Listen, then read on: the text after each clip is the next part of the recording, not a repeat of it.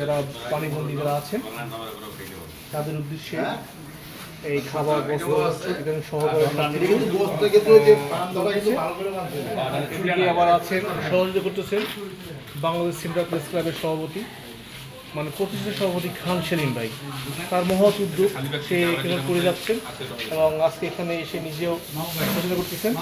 এদিকে মিরপুর প্রেস ক্লাবের সাবেক সাধারণ সম্পাদক বর্তমান উপদেষ্টা মাহবুব ভাই, আমাদের অভিনেতা একজন দেখতে পাচ্ছেন, সে নিজেই সহযোগিতা করতেছে, কাজ করতেছে। আসলে আমরা তাদের এই মহৎ উদ্যোগ দেখে আমরা খুব আনন্দিত এবং আমাদের এক ভাই সাংবাদিক সেও আছে, এই যে এখানে স্যালাইন আছে, ওষুধ আছে, ম্যাচ আছে, মোমবাতি আছে, সব কিছু আছে। দেখেন জনগণের জন্য কি করতেছি।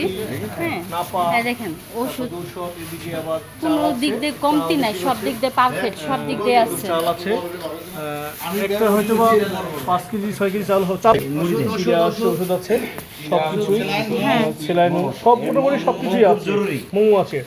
আসলে মোমটা আসলে নেওয়ার কারণটা হলো তারা ঘরবন্দি আছে, সেখানে বিদ্যুৎ নাই কিংবা সেজন্য সভাপতি রিপন ভাই, এই যে আমাদের প্রেস ক্লাবের মাহবুব ভাই, এই যে খান সেলিম খান আছে, এই যে কাজী মাজরুল ইসলাম আছে।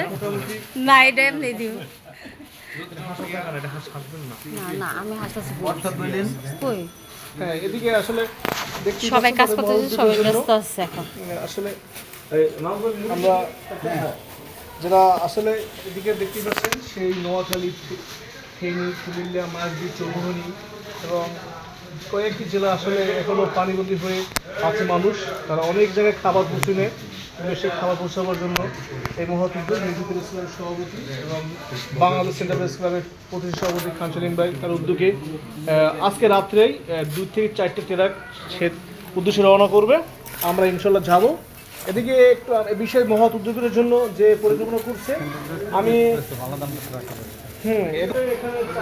এখানে কাপড় আছে, লোকদের জন্য অনেক কাপড় চোপড় নিয়ে আসা হয়েছে, ওইখানে পানি আনা হয়েছে, মানে অনেক কিছু, মানে 2টা পিক আপ ঘুরে যাব।